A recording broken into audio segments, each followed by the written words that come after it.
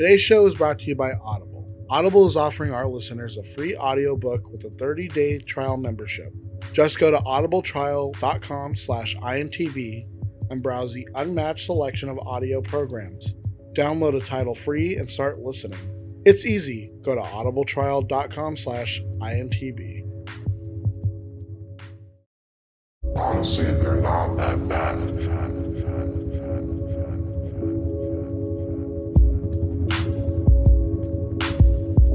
Welcome to a new episode of It's Not That Bad Podcast. I am Fern here with Dom. Yo, what's up?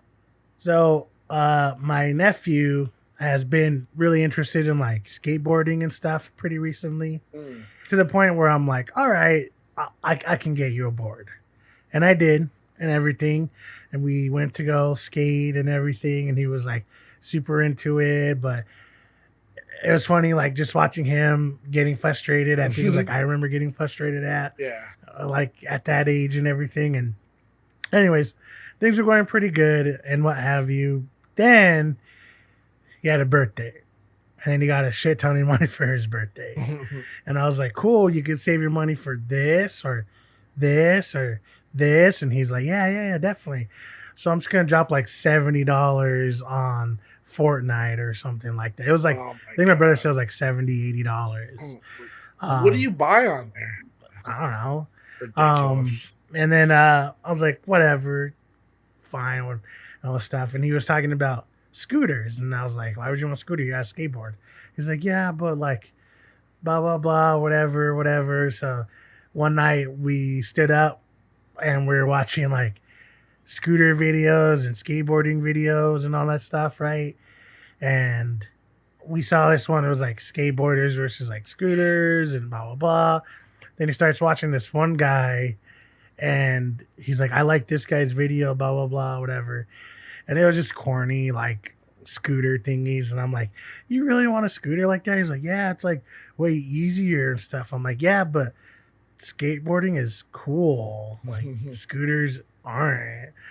And so whatever, right? And we saw this one where he bought this cheap scooter and was like, oh, I'm gonna try it out. And he's like, oh, for the money it's not that bad. And I'm like, oh, see, look, you could buy a scooter, you know, it's only like $50. Like that's good, because like the professional scooters, like the shit was so funny too, because he's like, it's good if like your sister want to learn how to like scooter and like you want to get her something good that's not going to break right away. This would be awesome. But don't forget to support your local scooter shops. I'm like, what? Yeah, I was like, what the fuck? They have scooter shops? And no, I think you mean skate shop, right? That's what I thought. And like this other video, they go and they build like the dream scooters, and it's just, and it's so funny because like I'm trying to sit here and watch it with him, but I can't stop like giggling. Like, this shit is so fucking corny. Like skateboarding can be nerdy, I guess, and but the one thing I love about skateboarding is that there's so many different types of skateboarding, different types of skateboarders. Like you could do like if you want to be just like a bull rider, you could do your bull rider. If you want to be street skater, you could do just street skating. If you want to do transition, you can do transition, or flat ground, you can do flat. You know what I mean? Like there's so much. Or you can do Brian's style of just getting mad because he can't do that trick. No, it's just how he is. He has anger problems, okay? But no, but like even like casual skateboarders, like people just want to have a skateboard to ride, you know? But with scooters, it's like, it's all the same thing, whatever, right? And the guys that he showed me, they're all just like corny white guys. So it's like not helping me paint like a good picture with them, but I'm like, whatever. Well, he ended up buying one scooter, and I was like, oh, this is pretty good. Like, you know, it's really sturdy. Like the wheels are metal and everything. I was like, how much is this? He's like, I don't know, like just under $200. I'm like, what the fuck? Yeah, that's what I said. And I just like, I couldn't believe it. And he's like, yeah, well, scooter and be easier. And I'm like, yeah, but you have a skateboard. So I know, but like when I can't do something on a skateboard, at least I could do something on a scooter. I'm like, oh my God. And so I've been really torn because I'm like, I don't want you to be a nerd, but I want to support you in what you do. But I can't have you be a nerd. 'Cause he wants to go to a skate park, and I'm like, I don't want to take you to a skate park. And then people be like, get these damn scooter kids out of my way. Yeah. And then, I don't know, just like, I'm trying to support my nephew and what he wants to do. Yeah. And he said he's still down to skateboard. He's like, I still want to learn how to skate, but I want to ride scooters too. But I'm like, but scooters are for nerds. Mm-hmm. And honestly, I would try to go and watch like scooter stuff, and like they're all nerds. Like every single one of them, they're fucking nerds. You know what I mean? Like, and I'll say this, I'm not trying to be biased because I end up watching these guys. They were in this video, and they were doing like street skaters versus freestyle skating, like flat ground skaters or whatever. And those guys are fucking nerds. The flat ground street freestyle skaters, like I was like, these guys are just fucking nerds. Like when I saw them, I was like, they're skaters. Like I mean, I don't want to be that guy, but you don't look like a skater. But it just like the way they looked and the way they came off, it's like these guys are fucking nerds. Like it's these guys and scooter kids are the same. So see, even skaters can be stupid nerds, but Yeah. I think scooter kids are more so. Plus, we watched a compilation that was like scooter kids getting owned, and it was just a bunch of like skateboarders running into scooter kids. And this one was really funny. This guy like he did this gap, and right after the gap, like there's a ledge on like the left side, and there's a gap, and then there's people, coming in and out. So we does the gap. You can't see like who's on the other side. And a scooter kid just comes out of nowhere. Bam! Like he hits him hard. Like literally he hits him and the kid flies. I told my nephew, I'm like, see, that's why you shouldn't be a scooter kid at the skate park. Someone's gonna knock you out. He didn't do it on purpose, but you know what I mean? Yeah. They're gonna knock you out. Yeah, so that's what I've been dealing with for the last week or so, I think. I mean, I used to have a scooter as a kid. Yeah, I mean, I didn't have a scooter, but Cause you remember when razors were like Yeah. the coolest thing? someone That's did. what we got for Christmas. Me Yeah. and Gabby got those. Someone did, and those honestly, like, they're cool for what they are. Yeah. But it's like, Oh no, but I know. yeah, totally but know when they're but not then as when you cool have as, like the kids who are like, because like as I'm watching these kids, they're like, yeah, I'm gonna do like this triple Ux third twisty bro thing, and it's like, what? And like, I mean, like I said, I haven't been like super into skating for like over a decade, right? So, I'm not someone who can just remember like, oh, the name of skateboarding tricks, but like I know a lot.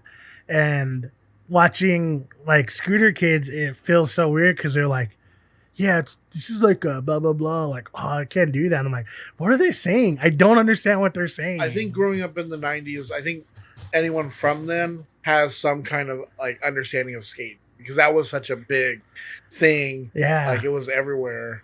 yeah, it really was. I mean, I saw this like little documentary thing talking about Ryan Sheckler, and he was talking about like, he's like, I was just a skater kid, and all of a sudden I became like a celebrity. Yeah. And I was like, oh shit, yeah. Like he had his own show, I think. And like him and a couple other skaters, like look at Bam Margera. I saw one of him too. He was talking about how he was in high school when Jackass blew up. And he was saying like no one wanted to be his friend because he was like a loser skater kid before. And then Jackass came out, he was in it. And people were all like, oh, let's be your friends. And he was like, fuck this. Like, Yeah, he dropped good. out. That's what I'd do too. I'd be like, fuck you guys. But he was talking about how like he wasn't just a skater anymore. He was like a celebrity. Yeah. And he was talking about like his drug use and like drinking and all that stuff. But yeah, it was like it was crazy. Like that's what we remember, did. In, like the early people 2000s. used to like older people like boomers used to be like, you can't make a living out being a skater. You can't make that into a profession. And like even like with extreme sports, like Now it's a bigger thing. But like, remember when it like first started and everyone's like, "Oh, this isn't gonna last. This is just like a fad." Well, yeah, Bam Margera said that his counselor took him aside and he was like, skating's just a fad. When you like in a couple years, it's gonna die out and you're gonna regret it and blah blah blah. And then he said that when Jackass and everything started taking off and he was making a bunch of money, he came back in like a Ferrari just to say like "fuck you" to that guy. Good. But yeah, I mean, like, I don't know. Like I said, I know I'm biased towards it because like I grew up skating, and even when I wasn't skating anymore, like I still had skating around my life. You know what I mean? Yeah. I mean, I'm horrible at skateboarding. But even so, it's like, yeah, I grew up, or like, I mean, we grew up with it, but then becoming like friends with Brian, and you get all into that, and you just watch like all the like skate videos and stuff. Yeah, it's just like you wind up like in it, and you're like, huh, I'm really here at like a skate park for this tournament, and like I don't even know how to skateboard. Who knows? Maybe in the future, that's gonna be all scootering. I hope not. But yeah, I don't know. I mean, I guess if you really like scootering, it's cool, but just don't be like a nerd about it. Yeah, like, you know what I mean? I just don't want my nephews to get beat up for being nerds, and it's so hard when your nephews are nerds. Yeah. But I guess time will tell. This is the fucking news. So this past Tuesday, the Board of Governors met to discuss rule changes for the Academy Awards. One of the major category changes is the decision to consolidate the categories of Best Sound Editing and Best Sound Mixing into one category, recognizing the best achievement in sound. Governors for the sound branch of the Academy said in 2019 they were in favor of taking the steps of combining sound mixing and sound editing into a unified Best Sound Award that would nominate up to 2 supervising sound editors, 1 production sound mixer, and up to 3 recording mixers. The governors added, everyone that has been part of the discussion so far feels that this change will give us more unity as a community and strengthen us as a branch. The Academy also announced that the films that had previously planned theatrical releases can qualify for the Oscars without a Los Angeles qualifying run, but the film must be made available on the secure Academy Screening Room member-only streaming site within 60 days of the film streaming or VOD release. This rule changes in effect until further notice. The Academy will eventually issue a specific date when the old rule of a Los Angeles qualifying run goes back into effect. Only took them 90 years to figure that out. Yeah, I know. It's like, I've been paperless on my insurance for how many years now? Oh, you're stepping into the 21st century. Honestly, I thought they did. No. But when we saw Curb Your Enthusiasm, I was like, they still have them? Mm-hmm. So that was a complete shock to me. Watch. We're saying it's good now, but then we're going to see all these films lose because like I couldn't figure it out. Yeah. I mean, these don't sound horrible, to be honest. It feels like this actually feels like they're trying to make a change. Yeah. Not like, oh, hey, what if we had like a favorite popular movie award? Oh, during the same year that Black Panther comes out? One of the biggest movies of the year? No, it's not. I didn't even think about that. Yeah, right. But this does feel like this is a change that we wanted. Even though it's not huge, stuff like, I mean, we talked about it a lot, but stuff like sound mixing, sound editing, all that stuff where it's like, we do understand it's a big deal, but a lot of times it's people don't know what to go for. That's smart because they're not looking at it as a loss or just trying to see it as a win. I was like, hey, we get this all together.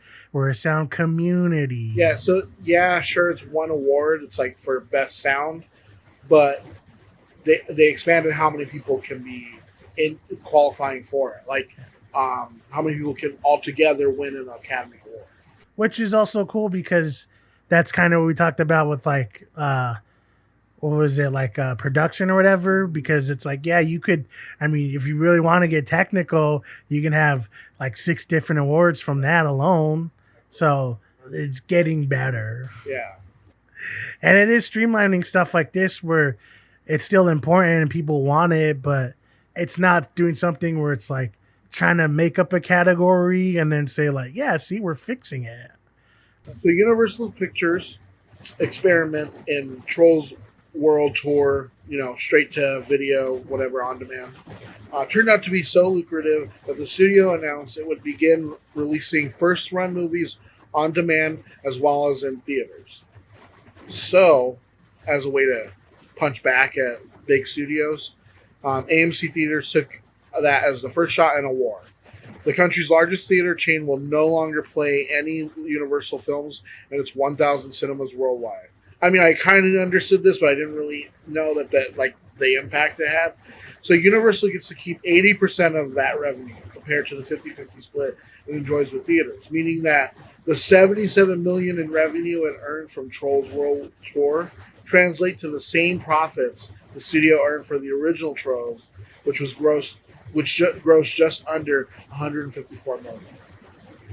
The numbers will surely be tempting to the bottom line minded studio execs who have long wanted to tinker with long-standing rules that traditionally give movie theaters a 90-day exclusive on new releases before they hit home video.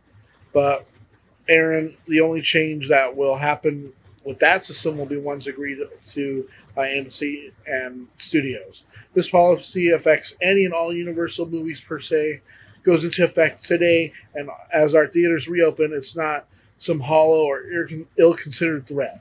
Incidentally, this policy is not aimed solely at Universal out of pique or to be punitive in any way. It is also extends to any movie maker who unilaterally abandons current windowing practices absent good faith negotiations between us, so that they as distributor and we as exhibitor both benefit and neither are hurt from such charges. Yeah, I mean, I want to be on the movie theater side, and I am, but I can also see why they're doing it. Well, like you said, it like when you look at it like from the bottom line, it's like they're making as much money as they can. But at the same time, I see it like both ways, because it's like I would like to go to a movie theater and see it, but if it's also been, it's like I don't know. It's an interesting move because right now it makes a lot of sense because of what's going on. Obviously, you physically can't go to a movie theater, so of course, people in their boredom were like, yeah, let's just rent this movie. Why not? $20 is fine, because like I said, $20 seems like a lot if you were renting a movie by yourself. But if I were to rent a movie and say, hey, everyone come over and let's watch it, it's different. It's technically that's way cheaper. So that the pricing isn't really my biggest thing. It's more of like it's the accessibility of it. Because as for us, people who love to go to the movie theaters, we love the experience, right? But I mean, also people like us who love to be homebodies and love to relax at home, who knows if one day we're just like, yeah, I mean, I could go to theaters and watch Black Widow, but I could also like Uber Eats me some food and then I could just rent it right now. I mean, why not, And like, I'm not saying that's exactly what's going to happen, but I could see that happening a couple times. Yeah. Especially like with my family, if there's a movie that we kind of want to see, but we don't know if we all want to go to the movie theater, then my sister would be like, hey, well, let's just rent it. And then we could like get food or whatever. You know what I mean? Universal is basically saying like, hey, we're not giving up theaters. We're doing both.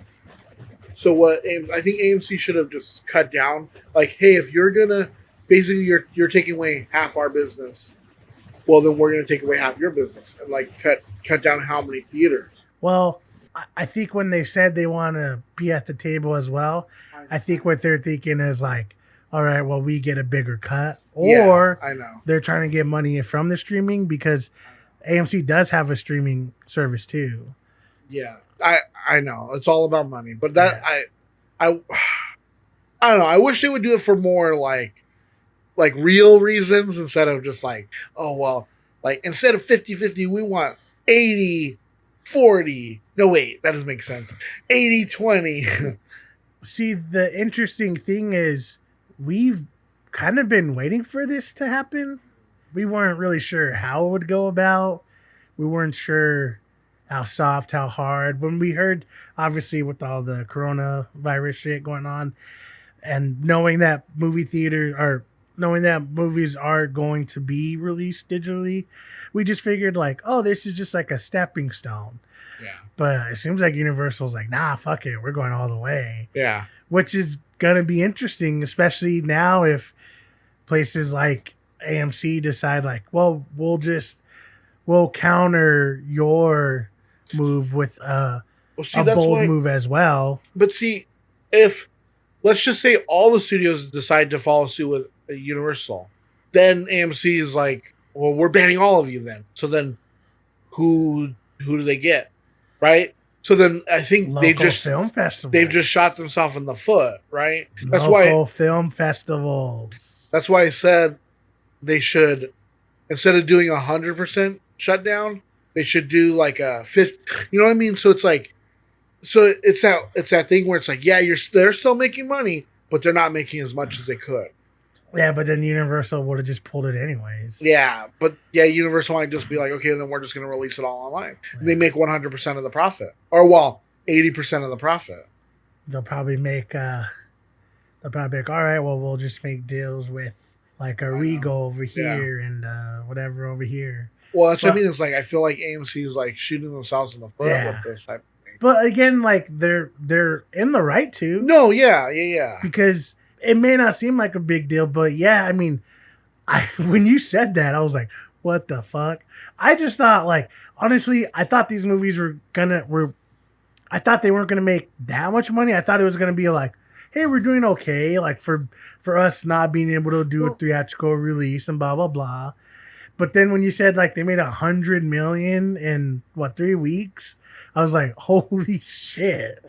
But see, that's the crazy thing is like, when you think about it comparatively, it's like, yeah, they're going to list their box office at like 77 million, right?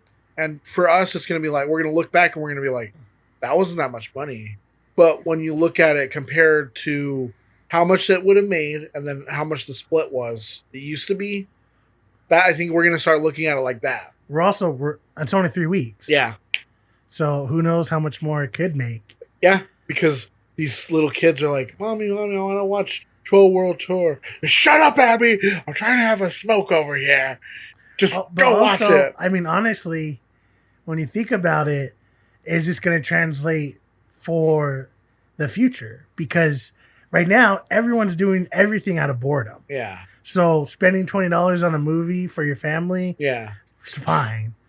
But is this going to be a natural thing? Like, that's what I'm saying. Like, it's going to be really interesting because it wasn't... We thought it was going to be a little tiptoe, but no, they straight up jumped into it, and then a full-on battle ensued out of nowhere, and I was like, "What the fuck is going on?" Well, and like, it's so drastic, and I think studios are going to they're not going to take the backs of the theater because they've been trying to change the way theaters. Remember, like as we've seen, they've been trying to change the way that theaters. They wanted that law to be passed where like.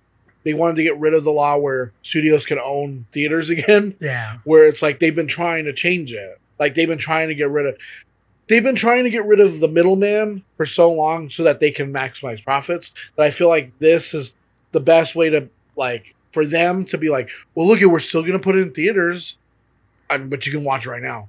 Yeah, I'm honestly, I just don't know what to feel about this because it's so drastic.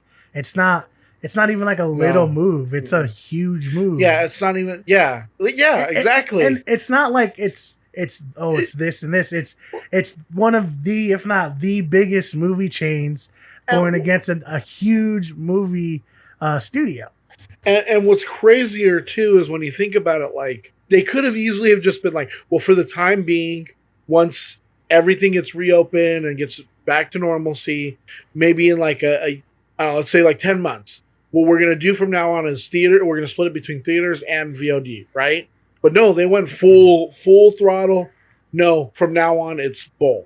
But I do feel like that is partially because of the situation we're in. Yeah, so but I think I think with their statement, they're insinuating that we're just doing this for now, that they are going to go to the table and try to refigure this out. But it is going to be interesting because what happens if a few weeks from now, if not a few months from now, we hear back and AMC says, yeah, okay, well, what if we ask for a little bit more, like leniency on this, or maybe asking for money here or whatever, and Universal's the one who says, no, we'll just pull it, and like then like who's the bad guy then? And it's honestly, it's a really crazy thing that just happened kind of out of nowhere. And it may not feel like that huge because if it was like a Disney, I think it would be even bigger. But yeah, Universal's still fucking huge. For real though, it is pretty crazy. Like, did not expect to hear that.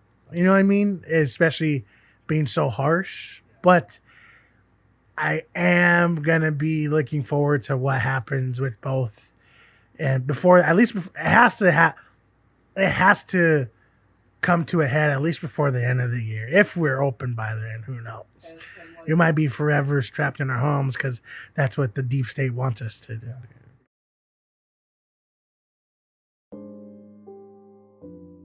This is your station? But what am I actually doing here? I'm not gonna tell you. Don't worry. You're gonna figure it out.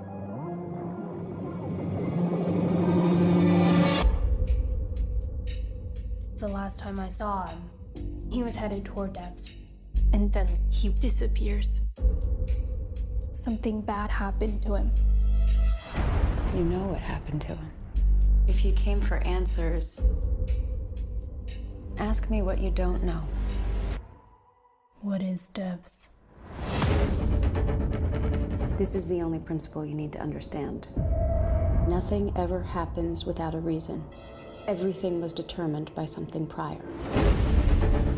They're fanatics. We need the police. You want to take them down? It's impossible. You knew I was going to come here. The sense that you were participating in life was only ever an illusion. Life is just something we watch unfold.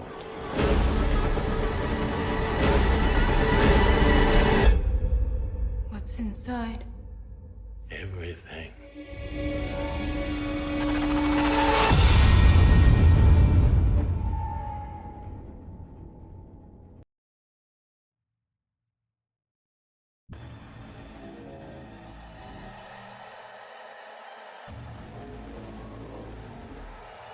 Devs is a 2020 American science fiction thriller television miniseries created, written, and directed by Alex Garland. After her boyfriend Sergei's apparent suicide, a young software engineer named Lily Chan, played by Sonoya Mizuno, who works for Amaya, a cutting-edge tech company based in Silicon Valley. She suspects foul play and begins to investigate. She quickly realizes that all roads lead to Forrest, played by Nick Offerman, Amaya's enigmatic CEO, and Devs, the company's secret development division. In Lily's quest to discover the truth, she uncovers a technology-based conspiracy that could change the world.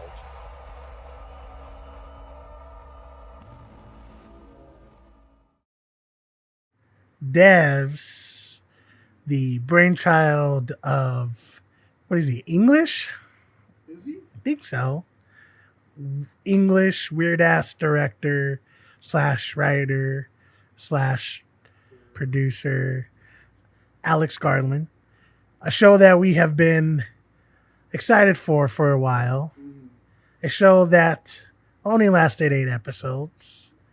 A show in where he was able to fully put himself into without no outward saying, if you will. What do you think about it, Dom? Well, okay. So like you said, been waiting to watch this. Finally, the whole thing's on Hulu, and see, this is what I want, like, Dune to become, right? Like, oh, like, he gave us something amazing because people, like, saw what he could do, and they're like, hey, let's give him as much as freedom as we can. And this is Alex Garland being like, hey, I've worked in the movie studio for so long, and I've had to deal with the restrictions because there's so much I want to do. And this gave him the opportunity to finally, like, have that breathing room he needed. And I think he, like, knocked it out of the park. That's why I think this worked really well, too, is, like, it's really, and even for me, I like really slow things, but this was kind of slow. But it works really well. Like, I think you needed to kind of, like, you needed these long scenes of, like, the cities to just fill the scope of, like, what was going on with the whole AI and the whole, like, just all the characters. Nick Offerman does a great job. It's completely different from, like, what you normally see him as, and just like this, the idea for it too is just like what we always talk about, like where AI goes from that, or like, and even just like predicting like things and like the multiple universes and this and that. And it's just like, see, it's like, how does he come up with like these ideas? Yeah, I feel like it really scratches the surface of all these questions we've been asking, even with like the like world is a simulation or whatever, because they're literally living in a simulation. And he says, like, well, what's the difference? Yeah. And you're like, yeah, huh? And then I love the idea, too, like, where the people working on the project, they can feel superior to this because they're like, well, we're not in the box. Because remember, he's like, well, we're watching a box, and inside that box, there's another box. And they're like, well, we're not watching us. And then he's like, oh, yeah, right? Uh-huh. And he puts them on there, and, like, they see them, and it's like, you're just living in another. Turn it off. Yeah. Oh, yeah. It's like you're just living in someone else's box. Yeah. It really, like, it does. It touches all of this really deep shit, but in very light strokes. Yeah. Because you're right. It has a ton of buildup, and you're constantly on this ride of learning more, till you get to the end where you finally get to this end point. They know it's going to happen. You know it's going to happen. You're slowly figuring out what's happening. Like they show when they don't have the crystal clear version, you see her like rolling over, and dying, and so you're like, oh, she's going to die. But even till the end, like you're questioning yourself of like, well, why do they keep following it? Why don't they change it? And they're like, well, we don't have free will. Technically, everything that we're gonna do has been done. Yeah. And it's this weird thing where you're sitting here and watching it, saying the same thing to yourself, and it's like, yeah, well, I would just done that. Well, I just would done that. But he even talks about they've ran through so many different simulations of them. He says, I've tried to argue with you so many times, and you still don't listen to me. Yeah. And like that's the craziest part about it is they take you to the point where they've made you feel like, yeah, this is just it, right? Mm-hmm. And you're waiting for something, but everything keeps happening. And like one of the most fucked up parts too is when they're on that like giant dam, mm-hmm. and she's telling him like, oh yeah, you do it, and he's like, oh yeah, of course, because this is my way of proving to myself that I would do this. And then he falls, and you see all the simulations of, oh, he was gonna fall no matter what. Yeah, like that. It just what way was he going to fall this time? That was one of the most fucked up things. So I was like, damn. So she just straight up was like, yeah, this is the part where I technically murder you, but I don't murder you. Yeah. And literally all just saying, well, everything happens. So I've seen what happens. I know what's gonna happen. There's a million different ways this happens, but you're going to do this no matter. You know what I mean? Like, I don't know. It really fucks with that whole thing up until the end, literally up until the end, where you're like, well, something has to change, right? And then she throws the gun and all this stuff, but then they still end up dying. Yeah. But what was crazy was, I tell you, like, I watched a guy from Westworld. Like, he does all the Westworld shit, and I'm like, this guy knows. He was talking about that, and he was like, one thing I picked up, and I don't know if it's meant to or whatever, but the old guy, the whatever his name was, I can't remember. Yeah, I know who you're talking about. The one who was at the entrance. Yeah. He said that in both scenes where they see the projection of the future and the one where she changes it, like, if you look, the screen is still on the screen at which he does, like, the automatic shutdown of the thing. So he was saying, is this just another, like, split and the ultimate end? Because he was saying that the one that we saw, that the projection of how this was going to end, we see, like, she shoots him and then a thing goes and then whatever, right? And then what we see is he actually does it manually and the thing falls, whatever. But in the projection, he says that you can actually see the screen that he's at, and it's at the same security screen. So he did it either way. Yeah.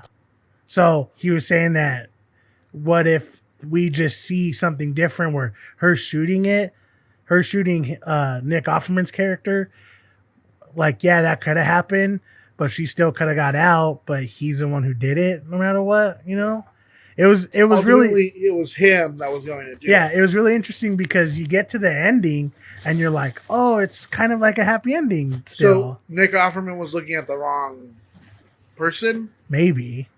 It was really weird because it was something I never even thought about. I was just like, oh, yeah, see, we do have free will, right? Right? But then he brought that up and I'm like, fuck. Because it makes you think, right? It makes you think, like, what if that... Because if someone were going to throw that in, it's Alex Garland. So, I don't know, just...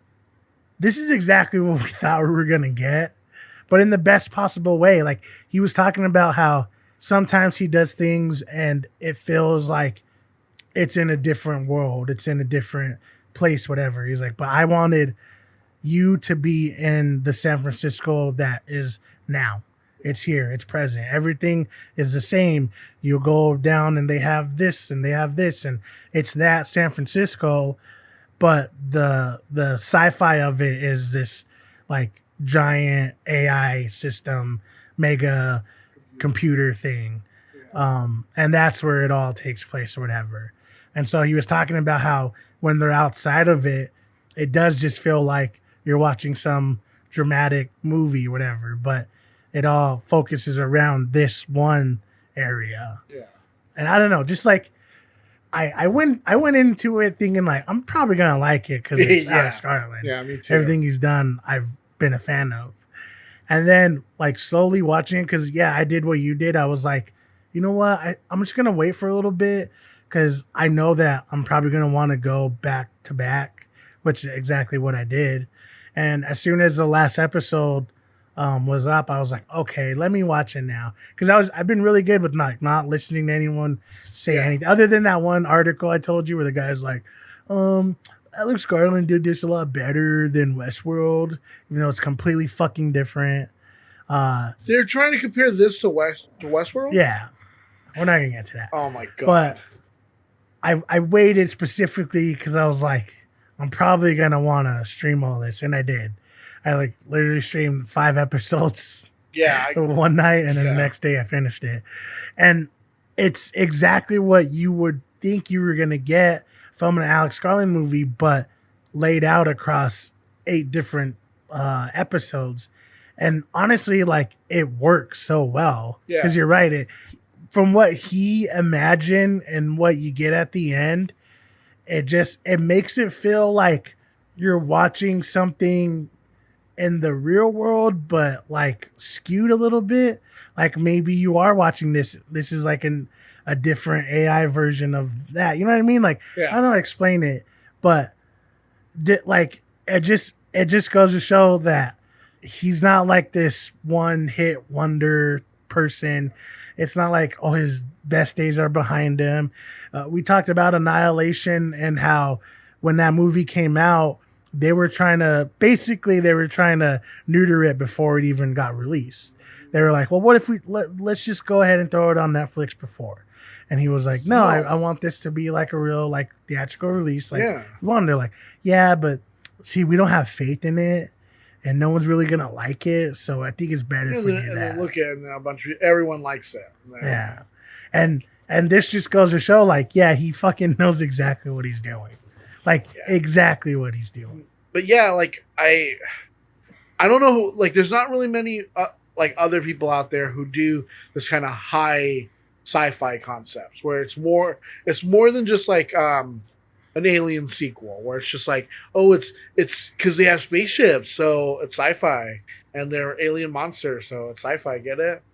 But this is more in that idea of like, yeah, but see, yeah, there's a supercomputer, but what if it's a supercomputer that can tell you can not only show you the past, but can show you the future with such precision that like it's gonna make you question whether or not you even like, are you living in a simulation? Yeah.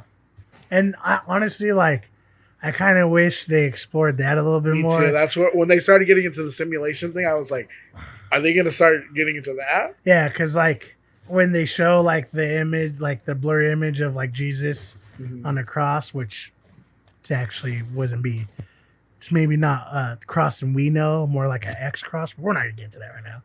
But no, when they showed that, like just the idea of them being able to look back in the past it's like it's everything we ever wanted. Yeah. And then later on he says like, yeah, we went back to like the beginning of the universe and they're watching all this shit. It's like that's shit that I wish I could actually do. Like being able to just see and either prove or disprove the alien theory. You know what I mean? Just seeing like all those little mysteries you never thought you would ever know, and being able to go back and say like, hey, this is probably what happened, or this is what it would have looked like, or you know what I mean? I wish like I could see the Great Pyramid of Giza like in its prime with like the bright limestone and the gold on top, because that shit is just like it's unreal, right? And I wish like I could see all this, but of course I can't. And the fact that they touch on it but it's not even like it is like the main thing of the story, but like it's not, you know? Like they don't go like it wasn't towards till the end where they showed like the ancient humans and he was talking about, oh, we thought that they only lived here for blah blah blah, but they lived here for centuries. And he was like, just imagine that, like 30 years just living in this cave and this is how you live. And it's like, yeah, fuck, like that sounds so like, I don't know, it sounds so interesting. But the fact that we don't even really see much of it, it's little glimpses. It's, oh, this is what Jesus sounded like. You know what I mean? Like it's little shit like that, which is like, that was like, that's fucking amazing. But it's more of like, but I'm doing this because of my daughter. Like this is all for my daughter. Yeah. You know what I mean? Like, I don't know. It was a weird way that they did it. And it just makes me want more. Like I wish they would do another season where they go back and they're like, oh, let's look at like who did this or what really happened here. You know what I mean? Like, yeah, I don't know, that type of like sci-fi intrigues me, but the fact that that's only there to fit his story is like, of course, because that's what he does so well. Like this show is fucking perfect. Yeah. And it's everything I want from a sci-fi show. Already being fans of his for his movies and his ideas and stuff, coming in and doing this TV show was like, it was fucking perfect. Like, I don't even know I can't even tell you like what different things I would want, because I love what we got. So I don't know what's going to come next, but I hope that he stays in this lane where he's able to control his properties and his ideas. And I mean, who knows what he's going to come up with next, whether it is continuing the story or a completely different story. Like, I can't wait. So honestly, 2 thumbs up, back super fucking hard. If you haven't seen it, it's 8 episodes. It's amazing, amazing TV. Yeah. This is a definite go watch it. I can't even begin to explain like how blown away that you'll be by this. So give it a shot.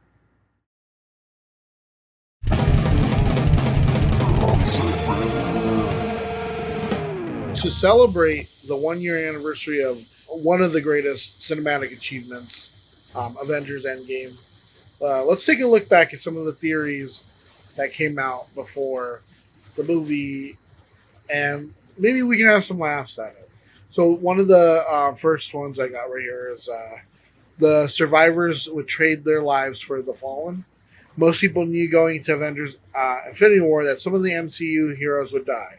But when the characters like Black Panther and Spider-Man began disappearing, that was truly unexpected. These were new heroes who were supposed to be the future of the MCU. And it was the original Avengers who were left. The shakeup led fans to speculate that the original heroes would trade their lives to bring back the new characters, referencing a line from Captain America. Although there are certainly sacrifices, the fallen heroes were able to come back without wiping out the original 6. Reed Richards made those fancy new Avengers suits. Let's get a bit out there. The final shots of the trailer are the members of the Avengers in new red and white outfits. These suits have a similar design to Ant-Man's suit, which can shrink to a subatomic level, taking him to the quantum realm. So it stands to reason that these suits function this way as well. While we don't see Bruce Banner in these shots, he could have designed these, right? What if it wasn't Bruce Banner designing these? He knows nothing about the quantum realm. What if another super intelligent person entered the fray? One of the smartest people in the Marvel comic book universe is none other than Reed Richards, also known as the Fantastic Four's Mr. Fantastic. It's all about the Soul Stone.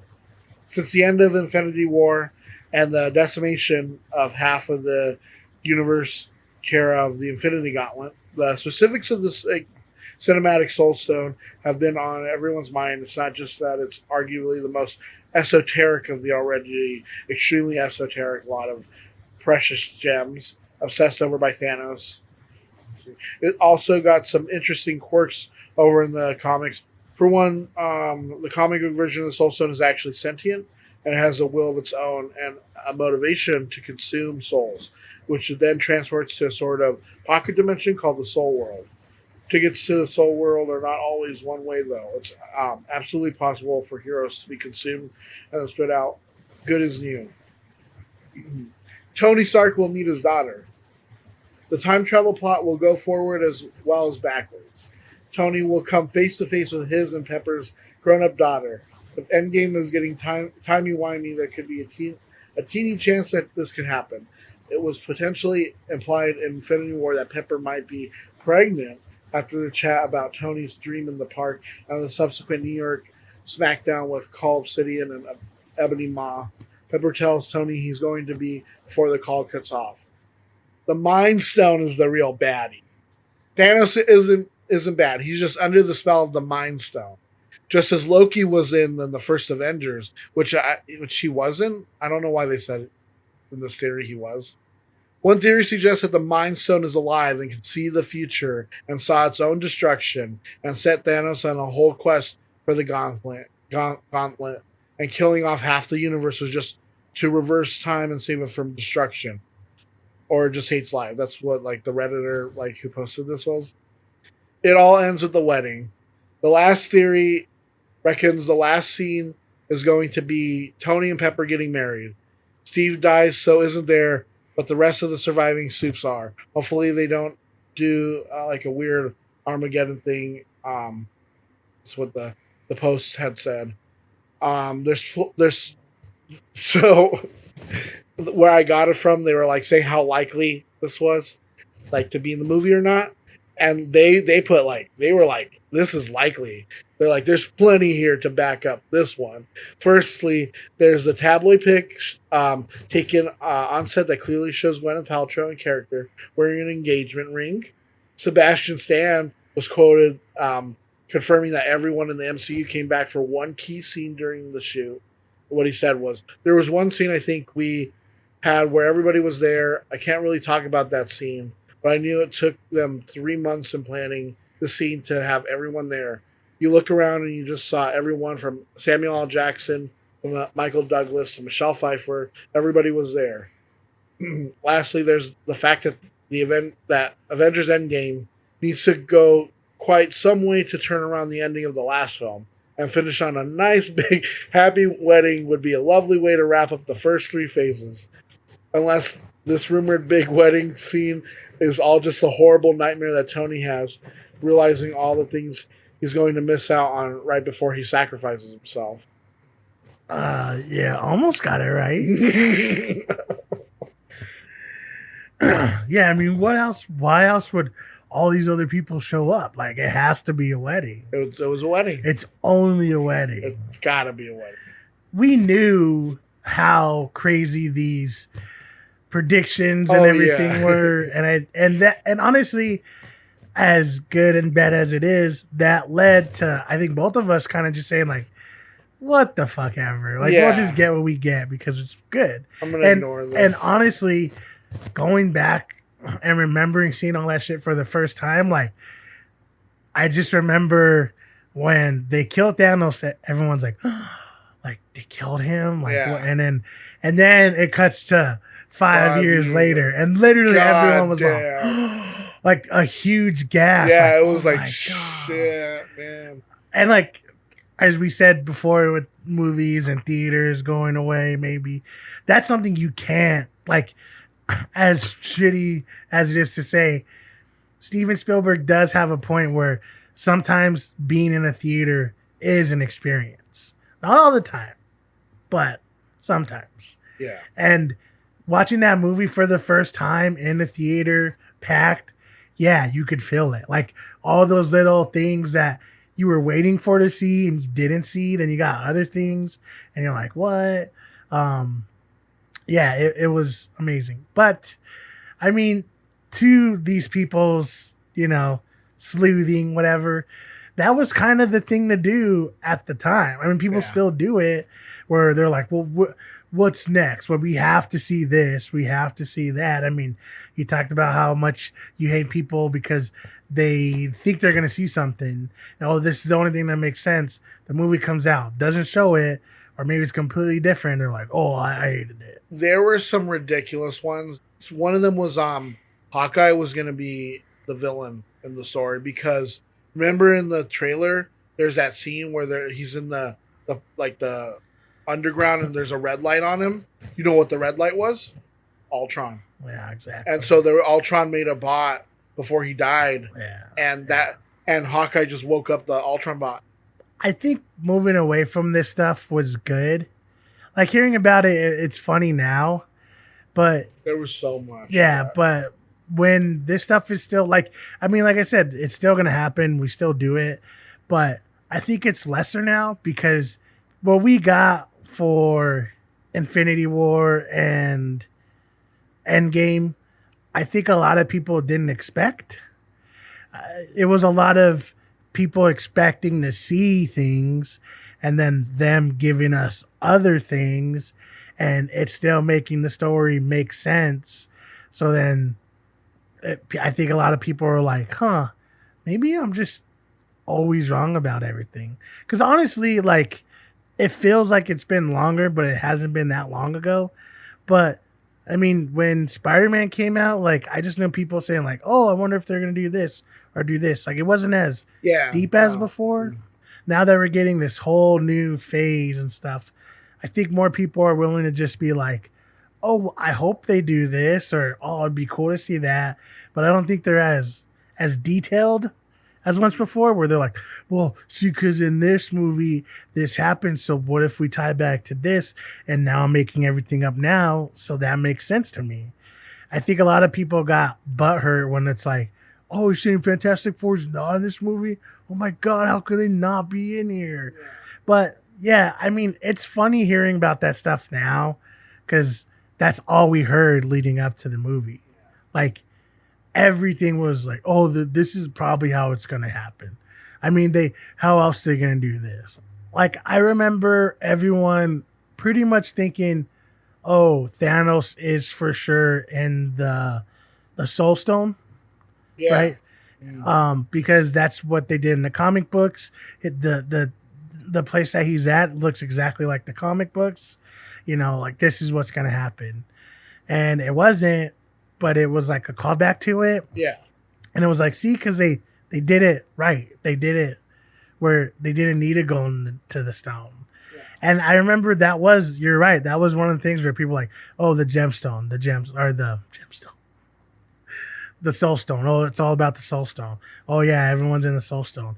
Oh, that's how we get Gamora. She's in the soul stone. We've seen it when he sees her as a little kid. She's in the soul stone. We're gonna get the soul stone. It's all about the soul stone. And then he's like, no, I just destroyed all the stones, and now I'm on this planet. Yeah. Like it was that easy in the movie where she's like, oh, he's probably at this planet because he always talked about it. Yeah. Oh, God. This movie was just like, it's only been a year since this movie came out. And like I said, like I consider it to be, because I just watched it again. I watched it with Infinity War again. And you get to the end and you get to that part where he's like, he gets the hammer and he's beating up Thanos, right? Like that part's awesome unto itself, right? Where Cap gets the hammer. But then when he's like on your left, and then everyone just like, it's like literally like everyone you've been building for this universe for is there. And it's just like, they take that instead of the circle, the arc around of the 6 original Avengers. It's like, how do we show all these characters fighting on screen? And it's like, it looks like a comic book. Like, it's just like, that's how you translate this story into a movie. Yeah, the movie itself was fantastic. Both of the movies together were amazing. Yeah, they're amazing. Experience that in the theaters was phenomenal. Yeah. And like I said, everything I've ever seen has been far beyond what I thought I could get. It's crazy, like, watching them back to back, like, and having the foreknowledge of Endgame. You're sitting there during Infinity War and you're like, because remember how awesome the battle was in Infinity War when we first saw it? You're just like, but now having seen Endgame, you're like, this is nothing compared to what's coming. But honestly, what an amazing movie. So glad that we were able to see it. So glad that, it was our lifetime that we built this Marvel cinematic universe. Woo. We built it. Woo. My nephew, who's 2, is going to grow up in a world where he's like, you remember when that started? And I'm like, fuck yeah, I did. Yeah, hell yeah. But honestly, with that, we'll just say thank you for listening. Yes, thank you. We appreciate it as always. Be sure to subscribe to our channel with any streaming services you got. We're also on YouTube. So if you go into the description of this show, you'll see a little link that takes you straight there. Give us a like on there. Or you can follow us on our social. That's INTB_podcast for Twitter and Instagram. Or you can email us directly at intbpodcast@gmail.com and let us know, what do you think about Marvel and the direction they're going and how you perceived fan theories and hearing about all the stuff back then. Were you stoked? Were you upset you didn't see what you saw? Does it matter? Have you seen Devs? Did you like this miniseries? Do you want to see more? Or are you like, oh, I hate this because I didn't understand it because I don't understand multiverse theory. Or do you like skateboarding? Yeah. Are you a scooter? Yeah. Are you sponsored? You want to send us some free stuff? We'll do free stuff. Yeah, just let us know. And also, I just want to give a shout out to Jason Siegel for finishing his Dispatchers Elsewhere. Almost forgot it. Dispatchers Elsewhere. Yeah. One of the most interesting shows I've ever seen, and series finale. If you've never seen the show, check it out. 10 episodes. It honestly, the last episode was like probably some of the best TV I've ever seen, ever, my entire life. And it just makes me feel like seeing that gets me excited to kind of follow what he does next. I know this sounds really weird, but you have to watch the show to see where I'm coming from. Or you could just say fuck it and watch an interview of him talking about it now that it's over. But yeah, Dispatchers from Elsewhere. It's on AMC. Yeah, it was. I can't even talk about it because you have to see it. But I will say thank you for giving it to me. It was awesome. Another amazing show. But with that, we'll just say thank you for listening. And as always, guys, remember, it's not that bad. It's not that bad.